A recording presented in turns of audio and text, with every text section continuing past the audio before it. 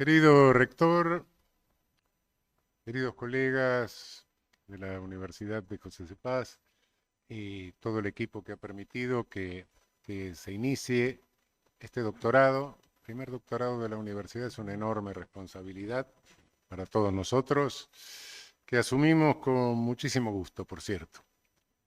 Sí, efectivamente, esta idea nació en una charla con Mario Illy, sí, efectivamente. Bueno, como se explicó aquí, vinculamos derecho penal y derechos humanos. Sabemos que los derechos humanos, por supuesto, no se agotan en las garantías penales, ni mucho menos, pero sin el funcionamiento de esta desaparecen todo el resto de los derechos humanos. Eso es lo cierto. Y por otra parte, bueno, nuestro objetivo es no acotar esto a la Argentina, sino brindarles una perspectiva regional de nuestra América. Es decir, somos parte de nuestra América, llamada latina, no sé qué tan latina es, pero eso no importa. Y en consecuencia, cuidado que nuestro destino está atado a esa circunstancia. Formamos parte de una región, en un momento complejo del mundo, en un momento donde no sabemos qué va a pasar con la distribución de poder planetario, pero en consecuencia sí sabemos que como parte de nuestra región compartiremos el destino de toda la región. Por eso queremos darle una perspectiva regional. Algunas cosas que les diré dirán, bueno, pero acá no pasan. No pasan todavía, pero pueden llegar a pasar si no las evitamos antes. Eh, Hablamos de un doctorado del eje derecho penal, pero ¿qué es el derecho penal? Porque el derecho penal es una cosa una expresión bastante equívoca, ¿no? A veces se dice el derecho penal no puede resolver tal cosa, se está refiriendo al poder punitivo. A veces se dice el derecho penal no prohíbe tal cosa, se está refiriendo a la ley penal. En otros casos dice el derecho penal no analizó tal cosa, se está refiriendo a estas cosas que hacemos los penalistas. Y efectivamente, lo que queremos es insistir en esto, en nuestra ciencia jurídico-penal. Si la dogmática jurídico-penal es una ciencia o no es una ciencia, no lo voy a discutir, no importa. Después de todo, la categoría de ciencia la da un acto de poder académico. Pero bueno, es el saber nuestro y es sobre eso, sobre lo que pensamos insistir, pero bueno, un doctorado más en derecho penal. Tenemos varios en el país, tenemos muchos en el extranjero, tenemos buenos penalistas en el país, buenos dogmáticos. Eh, no, queremos que esto tenga un perfil particular.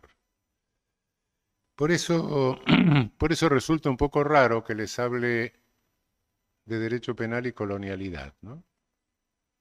Sí, es que pretendemos hacer una ciencia penal descolonizada, en un sentido. Y no hay colonialismo que pueda subsistir mucho tiempo sin colonialidad, es decir, sin que la ideología colonialista se nos vuelva natural, la introyectemos y la reproduzcamos. Y la verdad es que en materia penal, nuestra región, nuestra América, ha sufrido y sigue sufriendo un grave fenómeno de colonialidad, de sometimiento a una ideología colonial. Eh, en tiempos del neocolonialismo, en tiempos en que ya había acabado el colonialismo originario y cundía el darwinismo social, el reduccionismo biológico, un grosero racismo policial, se adueñó de nuestra ideología penal en la región el positivismo criminológico de corte lombrosiano, de reduccionismo biologista. Y imperó en nuestra región hasta pasado mediados del siglo pasado. Eh, Desapareció o se quebró, no por nada que haya sucedido en nuestro pensamiento penal, sino porque después de la Segunda Guerra Mundial no se podía seguir hablando expresamente de razas y de racismo y de todo eso, y entonces se hundió su base filosófica, y entonces fuimos a buscar el derecho penal a Alemania. No porque los alemanes tuviesen ninguna vocación colonialista, no, fuimos nosotros que lo fuimos a buscar y lo trajimos. Ustedes se preguntarán cuando abren cualquier libro escrito por cualquiera de nosotros, ¿por qué estamos llenos de citas de alemanes? Sí, efectivamente, tienen toda la razón del mundo. No elegimos mal cuando hubo que reemplazar al grosero positivismo racista, policial, etcétera, porque fuimos a buscarlo a donde tenía un desarrollo más fino, más elaborado. No podíamos asumir el modelo angloamericano, eh, tampoco podíamos traerlo de Francia, cuyo desarrollo era muy elemental. E Italia, por otra parte, bueno, Italia acababa de salir del fascismo, la nueva generación de penalistas italianos todavía no se había formado, y los autores no fascistas italianos estaban también mirando hacia Alemania. En consecuencia, trajimos a los alemanes. Y permítanme que me vaya un rato a Alemania, porque el problema es este. ¿Qué trajimos? Eh, en Alemania, bueno, Alemania, como ustedes saben, ha tenido la historia del último siglo y algo más dramática del mundo, ¿no? En cuanto a sus avatares políticos. 1870, la unidad alemana, luego el Segundo Imperio, luego la Primera Guerra Mundial, termina la Primera Guerra Mundial, viene la República de Weimar, después viene el ascenso del nazismo, después viene el nazismo, después viene la Segunda Guerra, el reparto de Alemania en 4 zonas de ocupación, 3 zonas de ocupación forman la Alemania federal, la otra forma la Alemania democrática y finalmente la reunificación. Todo eso pasó en unos 120 años. Bueno, en cada uno de esos periodos hubo un penalista epocal, penalista de época, que respondió a su contexto, al contexto propio de la época. Eh, bueno o malo, no importa, pero produjo su ciencia jurídico-penal, su trabajo dogmático en ese contexto, asumiendo el contexto, la realidad del contexto de su momento histórico. Y así Binding es innegable que fue el penalista de la época de la unidad alemana de Bismarck. Es innegable que von List fue el penalista del Segundo Imperio de Guillermo II. Es innegable que Gustav Radbruch, Max Ernst Mayr, Helmut von Weber, puede ser, fueron los neocantianos liberales de la época de la República de Weimar. Y que Metzger, peleándose con los de Kiel, era el neocantiano que defendía un neocantismo legitimante de la legislación penal nazista.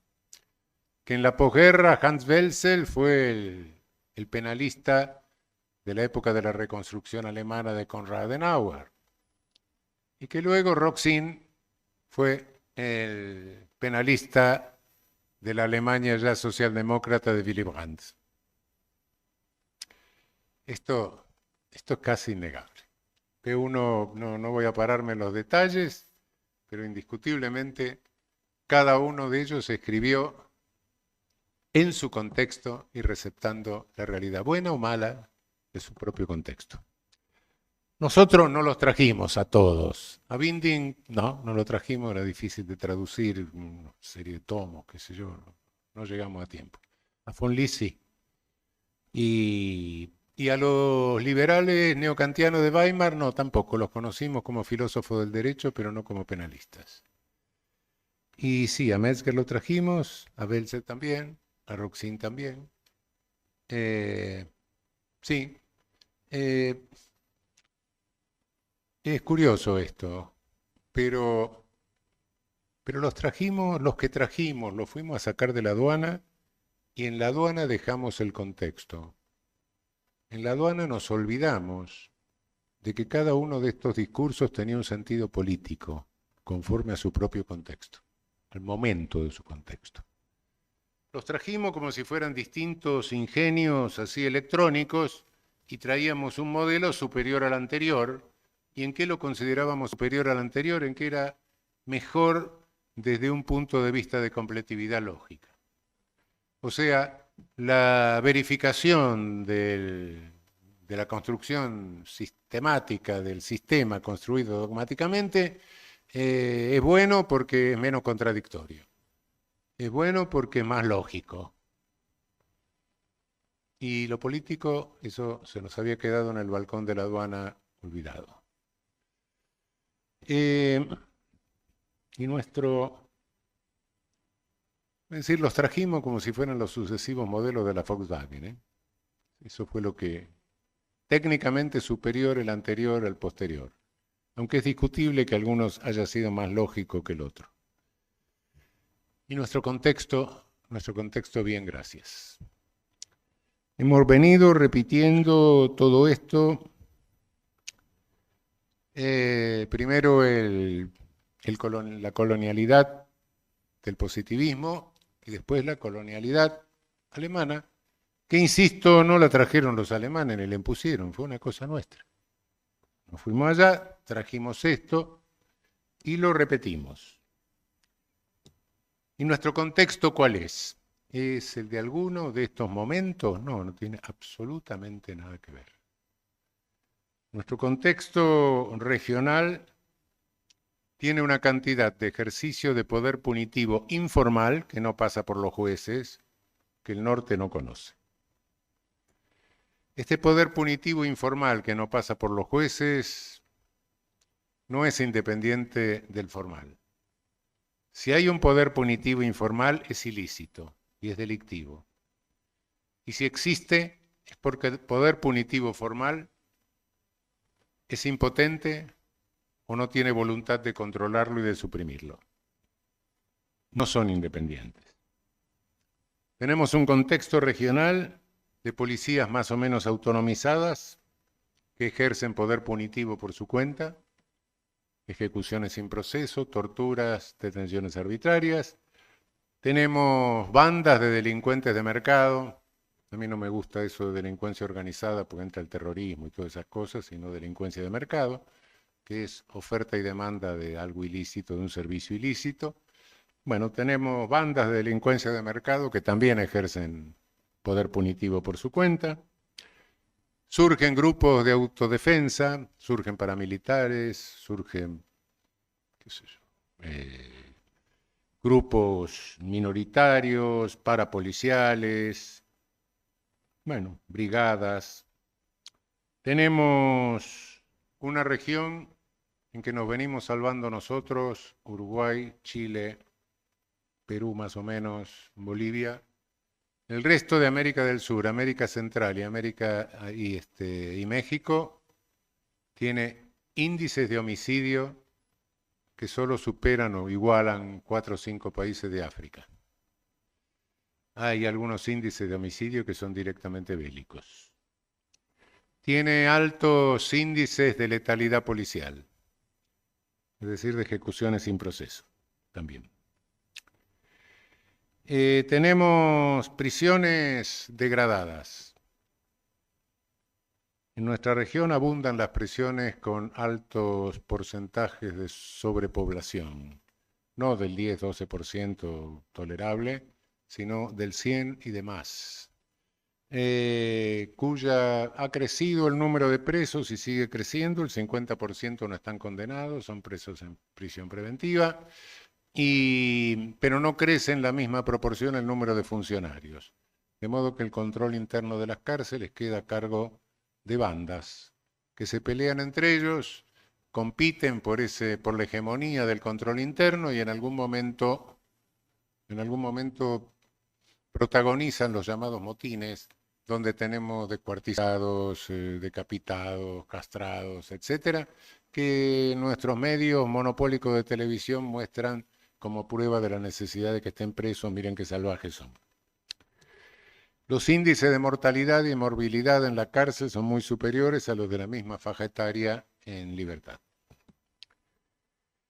Esta pérdida de monopolio de poder punitivo por parte del Estado va acompañada, porque cada uno que ejerce poder punitivo también cobra, va acompañada de una pérdida del monopolio de la recaudación fiscal. Corrupción, etcétera, bueno, es recaudación fiscal al margen del Estado. Este deterioro del Estado se agudiza cuando algún genio de nuestras cúpulas políticas decide degradar a las Fuerzas Armadas a la condición de policía.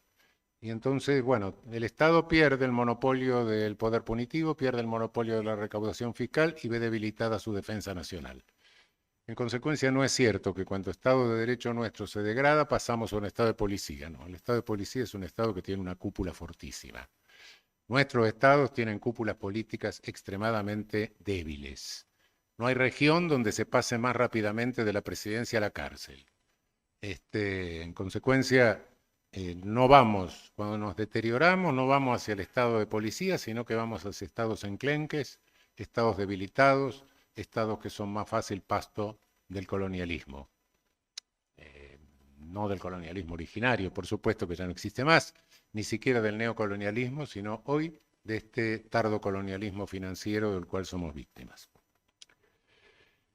Estos son datos de realidad. Esto no es ninguna criminología crítica, no estoy haciendo o elaborando nada de criminología crítica, de criminología radical, no me voy a buscar los datos al marxismo no institucional de Frankfurt, no. Estos son datos de nuestra realidad social, de nuestra región. Datos objetivos. Como decía Nietzsche, ahí están los datos, lo otro es interpretación. ¿No? Estos son los datos.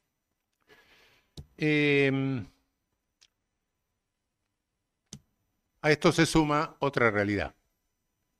Es decir, esta es la realidad con los datos, pero está la realidad creada por la comunicación, por los medios monopólicos de comunicación y por toda la comunicación electrónica, de redes, inteligencia artificial, etcétera.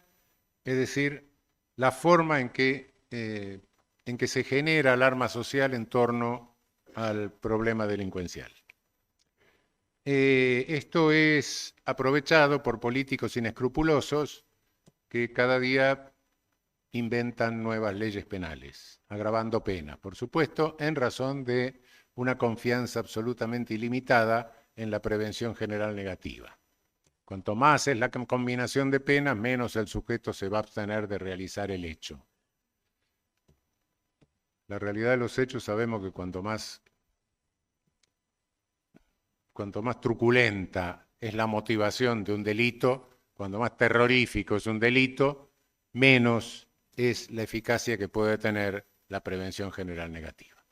Si alguien que va a matar a la mujer, la va a quemar, etcétera, un rato antes va a abrir el Código Penal para ver cuánto le va a costar, como si fuera una lista de precios, eso es creer que alguien está pensando, bueno, en el homo economicus, no sé, el homo económico para toda la vida, no.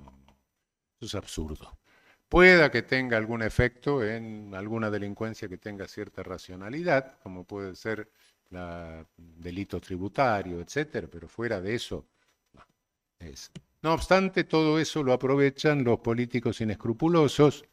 Tenemos en nuestra Cámara de Diputados una comisión permanente de legislación penal, aunque la legislación penal es de excepción, y como toda burocracia, ninguna burocracia es suicida y lo que hace es emitir leyes penales. Y tenemos una ley penal nueva cada año.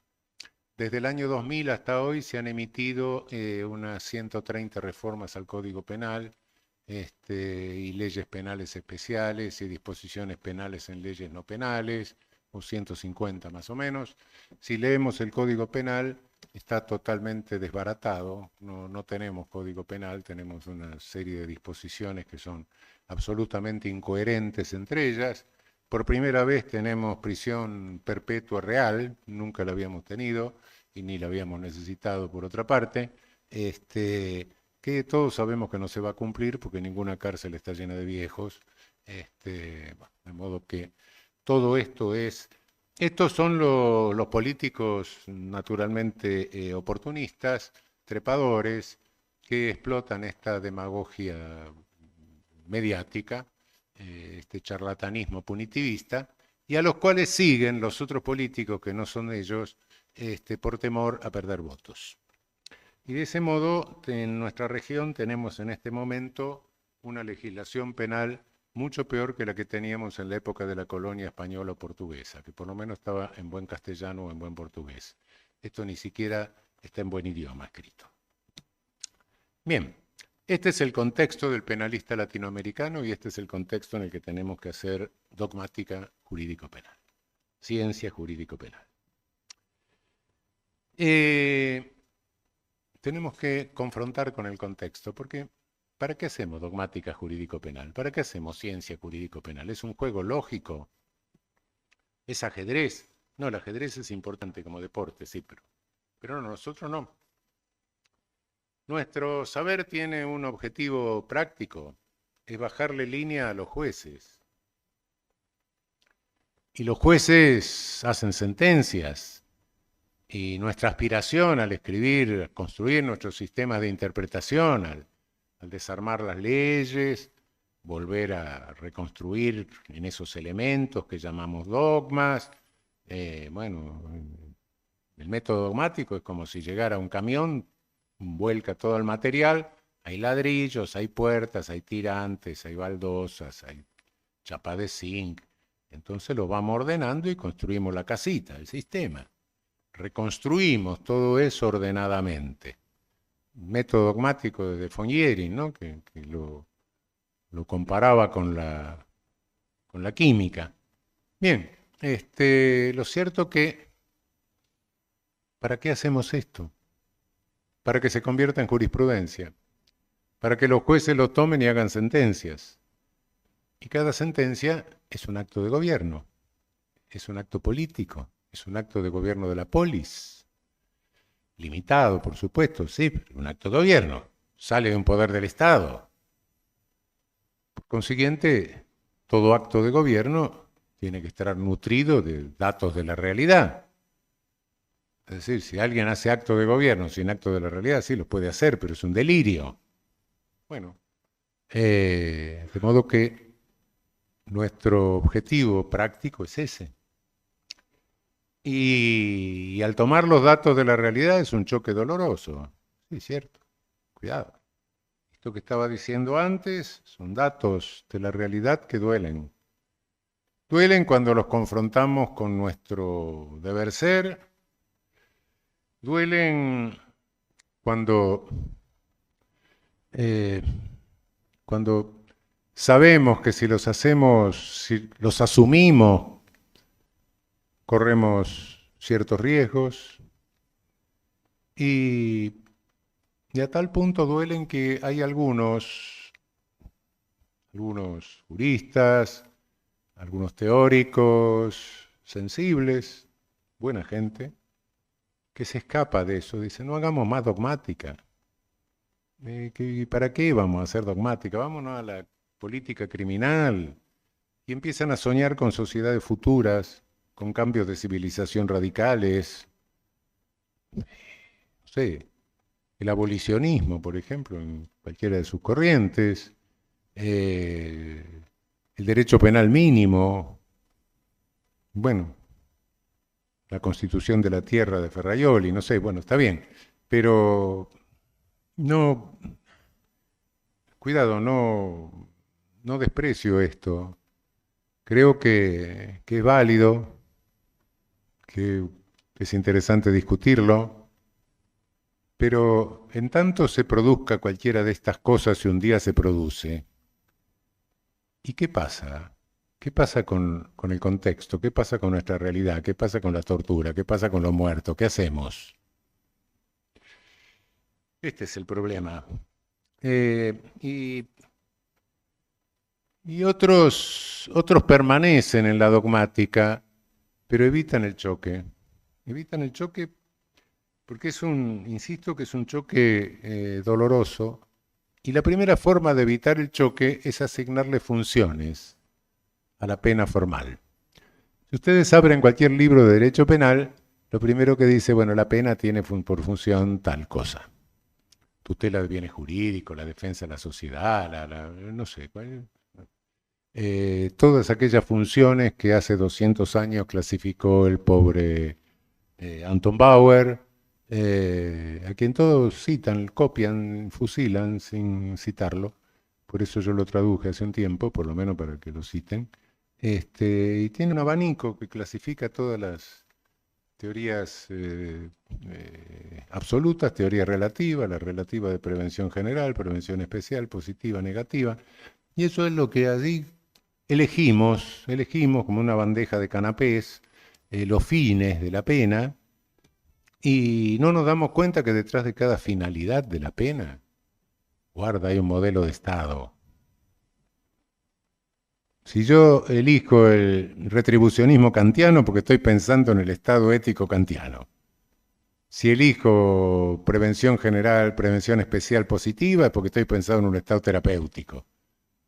Si elijo, qué sé yo, el mejoramiento moral de las personas es porque estoy pensando en términos de romanticismo krausista, y así sucesivamente. Y en la base de cada Estado, de cada modelo de Estado, de cada teoría del Estado, hay una antropología filosófica, un quién soy, una respuesta al quién soy diferente. Bueno, nosotros en derecho penal mezclamos todo, todo, con una superficialidad que realmente es indignante. Mezclamos concepciones antropológicas absolutamente incompatibles, consideramos a las teorías del Estado como si fuera un problema penal. No, momento. Pero con eso, claro, nos escapamos de la realidad. Yo digo, bueno, a mí me gusta que la pena cumpla esta función, la otra función de prevención general negativa, pero también positiva, y también prevención especial, y sobre todo positiva, y que también haga crecer el pelo. Todo eso porque me gusta a mí y lo elijo.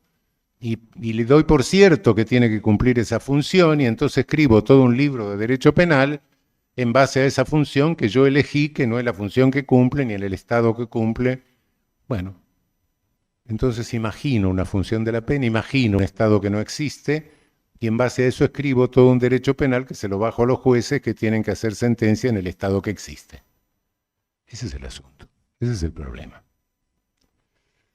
Pues bien, ¿cómo salimos de esto? ¿Qué es lo que hacemos? ¿Hacemos programas políticos delirantes? Claro, cuando uno dice esto, bueno, no me molesten, no me metan datos de realidad, porque si me meten datos de realidad en la construcción dogmática, corro el riesgo como académico de que me consideren loco y como juez de que me echen. Entonces déjenme tranquilo, no hagan ola. Otros dicen, bueno, dejemos la dogmática, ¿no? Total, ¿qué vamos a poder hacer desde la dogmática? Cuidado. Lo único que puedo verificar históricamente no es la función del poder punitivo. No porque el poder punitivo no tenga ninguna función, sino porque tiene demasiadas. Y es imposible agotarlas. No hay sociólogo, por sagaz que sea, que haya podido agotar las funciones del poder punitivo.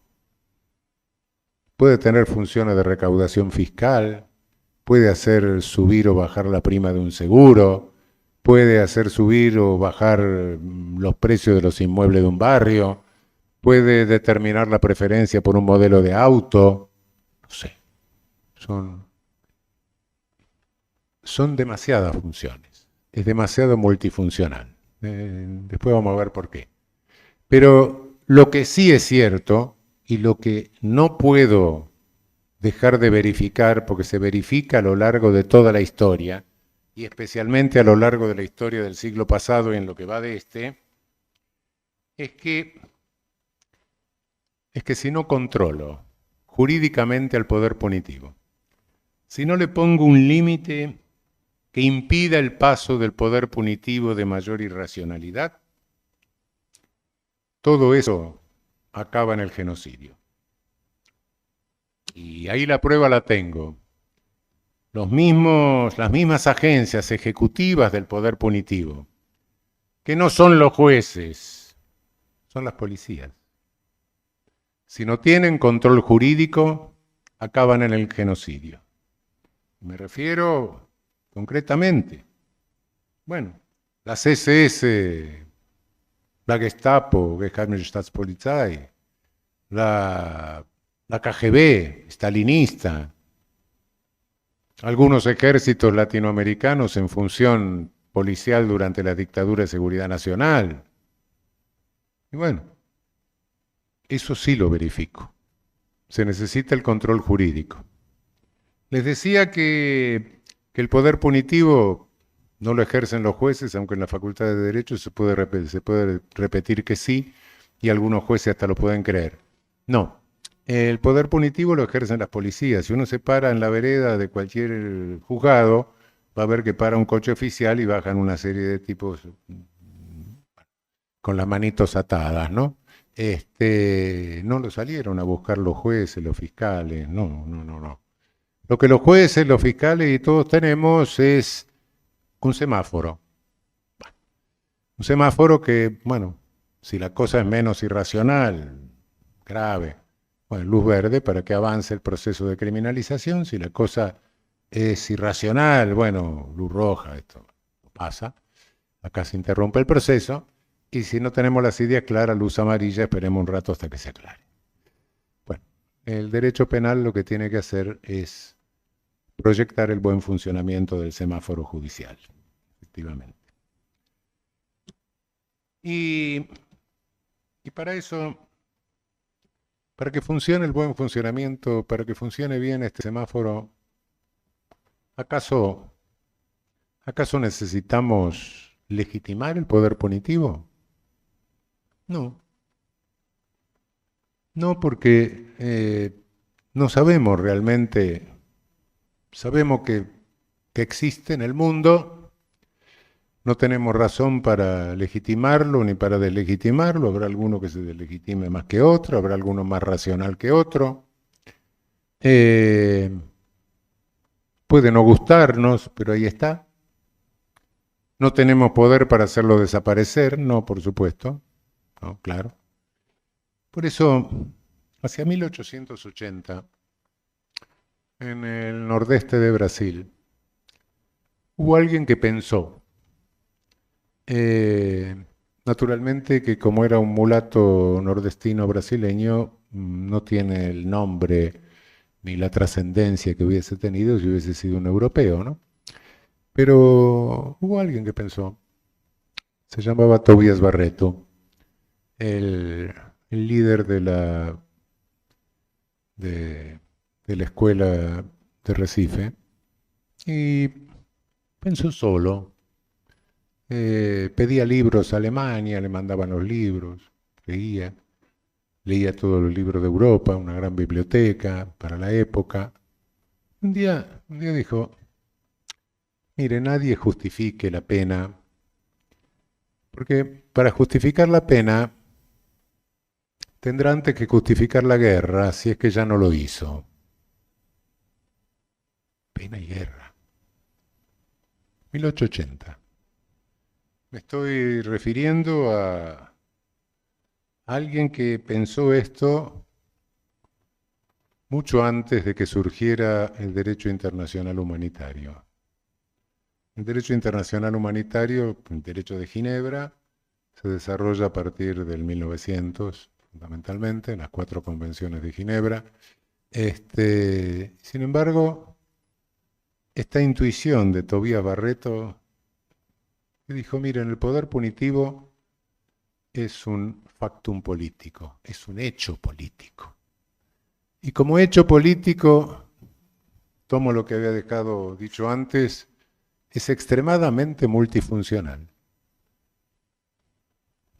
Todo hecho político es multifuncional. Todo factum político es multifuncional. Por eso que no podemos saber exactamente cuáles son las funciones que cumple. Mismo en el ejercicio de poder punitivo formal, las funciones son distintas. Yo Lo que pasa que los conflictos que tipifica la ley penal son distintos, son completamente diferentes, en lo social, en lo real. Yo le agradecería si alguien me puede explicar en qué se parece o en qué puede parecerse. En definitiva,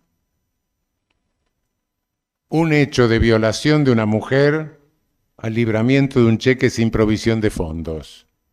Absolutamente nada en cuanto a gravedad del hecho, en cuanto a lesión a la víctima, en cuanto a dolor a la víctima, en cuanto a reprobación pública.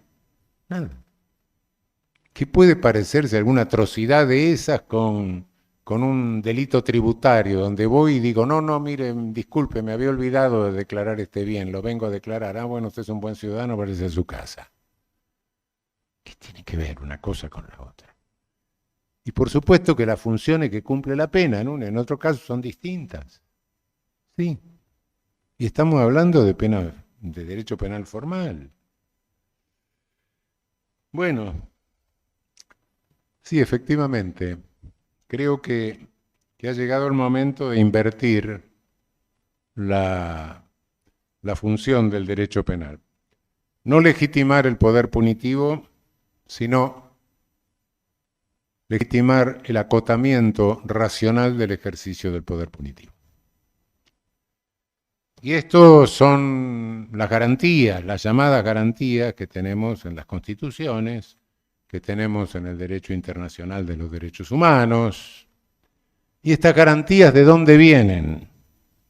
Ah, las inventaron los europeos en el siglo XVIII y ellos le asignaban funciones a la pena.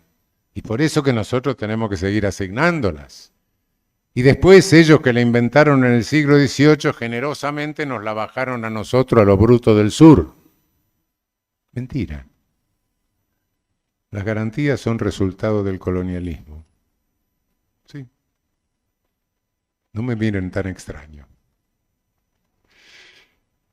Europa se lanza sobre nuestra América, nos roba descaradamente con un extractivismo que todavía no termina,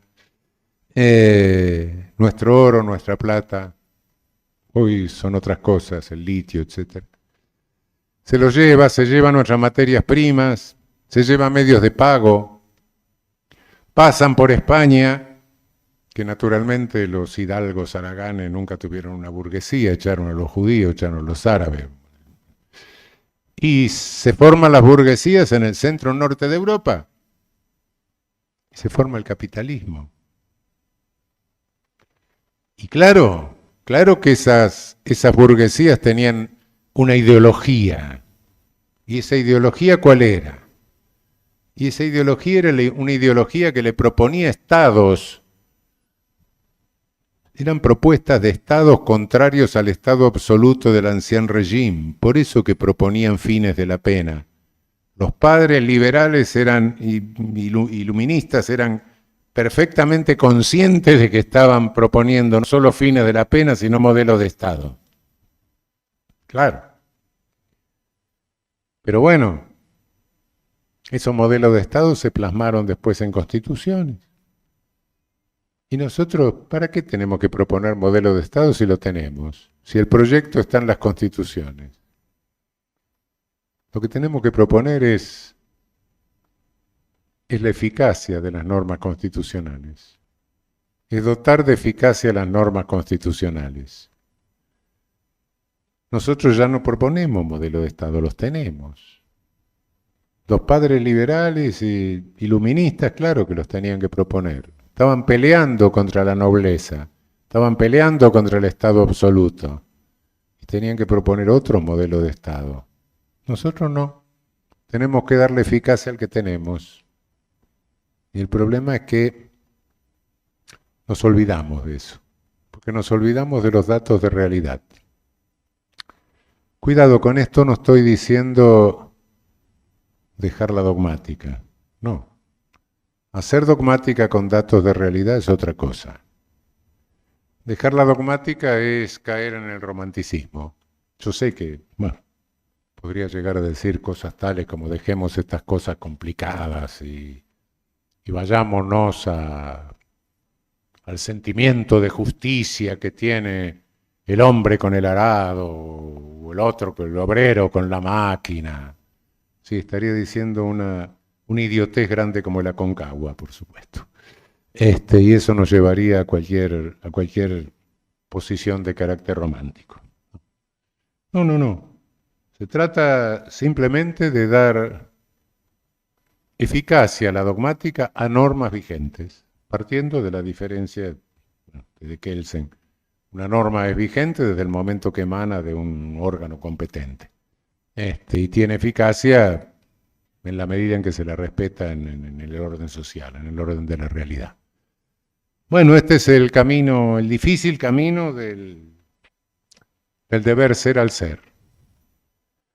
El deber ser nunca pasa al ser automáticamente. Si algo debe ser es porque no es. A nadie se le ocurre hacer una ley diciendo que las cosas tienen que caer para abajo. Porque es. Y hacer de eso que sea eso que no es una lucha. En el derecho es la lucha por el derecho. Tenemos que revisar conceptos, aplicarlos a nuestra triste realidad. Hemos llegado a un grado en que en algunos de nuestros países la privación de libertad de alguien implica una pena cruel, inhumana y degradante.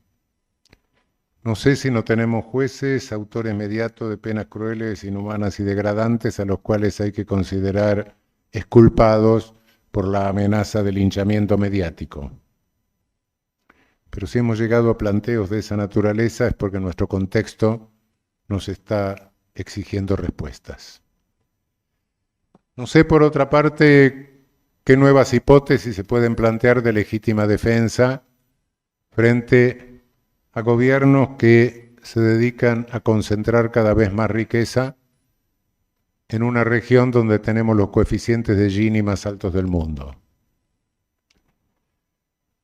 Generar estados de necesidad colectivos, estados de necesidad legitimantes, estados de necesidad exculpantes, son todos planteos que tenemos que hacernos. Tenemos que tener mucho cuidado con la represión de protestas, la represión de opiniones políticas que cunden por nuestro continente. Tenemos que enfrentar poderes judiciales degradados, poderes judiciales que se prestan a la persecución política, al llamado lawfare. Tenemos casos que sobran en nuestra región, pero de todo eso tenemos que bajarle línea a los jueces. Es nuestra obligación. Y esto no es como nos dicen algunos colegas que se escaparon a pensar en las grandes sociedades del futuro. Esto tiene una importancia vital para la dinámica social. Si no contenemos racionalmente el poder punitivo, no hay posibilidad alguna de dinámica social razonable. Nadie me prohíbe que en un momento, terminó el día, cierro las hojas de los libros de dogmática y me paro en la tribuna política de la esquina y propongo la sociedad verde, roja, azul, amarilla, la que quiera. No, pero como ciudadano, no como penalista, no como dogmático. Pero para tener la libertad de hacer eso, antes tengo que contener el poder punitivo. Para posibilitar la dinámica social por una vía racional, por supuesto, de lo contrario puede abrir la violencia al infinito, pero por una vía racional tengo que hacer una contención del poder punitivo. No es tan insignificante la función de la dogmática. Es sumamente importante en este sentido. Y bueno, es en esta vertiente que esto que les dije muy apresuradamente, muy sintéticamente, trataremos de explicarlo más detenidamente y con más información detallada.